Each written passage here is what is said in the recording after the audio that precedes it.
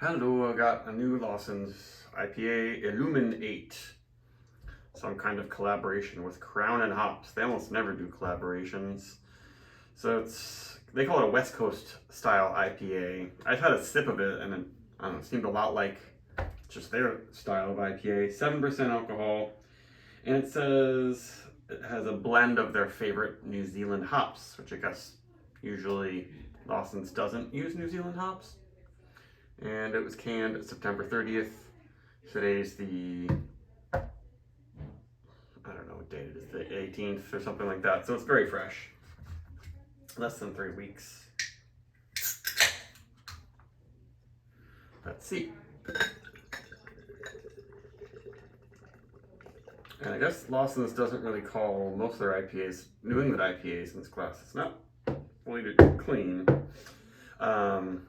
Ooh, getting some aromas already. But I guess this is what West Coast is to them. A little bit of color. Maybe it's a little bit darker than Sip of Sunshine. And it has some haze to it.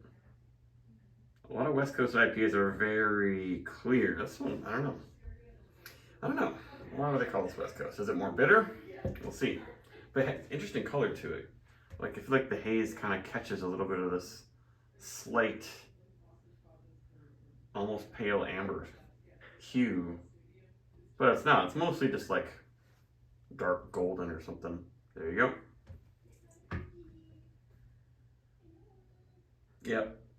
I mean, it's Lawson's style. They're subtle yeast esters, subtle tropical citrus sweet thing. But then there's that Nelson spiciness.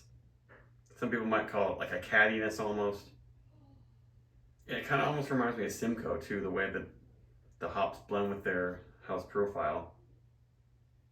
It smells pretty darn good, actually. It smells very sweet and of strong sweetness. Doesn't necessarily mean it's gonna be sweet. It just means that it's all working together, the hops and the esters, to make a really nice aroma. Because sometimes they release new IPAs and I'm just like, there's not much character here. This one is very strongly aromatic. And I like that it's not all white wine and spice. It smells like very sweet, orange blossomy stuff. But also, white wine. Sauvignon Blanc grapefruit. It smells good.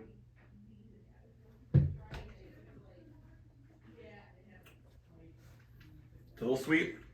It's got it's more bitter than most Lawson's IPAs. That's probably that combined with a little more malt character is what they call West Coast maybe.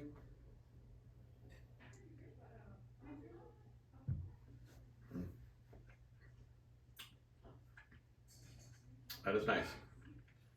But yeah, it's a lot of different fruits. It's leaning more towards almost pear and melon in the flavor, but then bitter grapefruit zestiness. What do they say? It's hard to read this. Bright notes, citrus, tropical fruit, balanced by subtle pine undertones, crisp, clean. Pine, I don't know about that, maybe. It's just citrus, tropical fruit, pretty generic.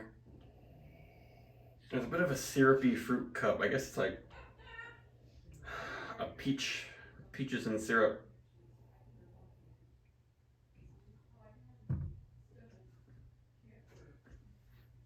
And it's not super thick on the tongue, but maybe a teeny bit syrupy, but then there's plenty of bitterness. They describe it as piney, maybe a little bit. To me, it's more like grapefruit, like quite grapefruity. And like, I don't know what green, it's not quite menthol, but there is some kind of green quality, but it's not classic American IPA piney.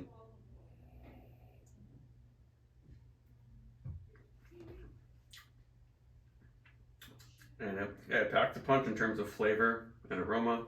And it's not too bitter, but it does dry out your palate quite a bit. Good amount of hop oils too, just keeping your tongue very dry.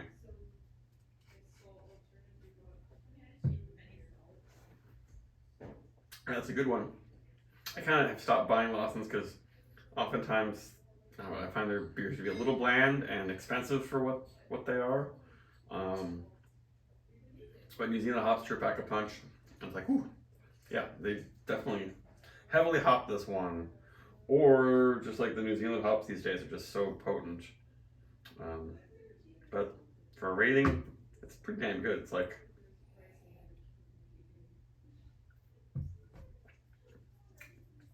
4.3. It's good. Bye.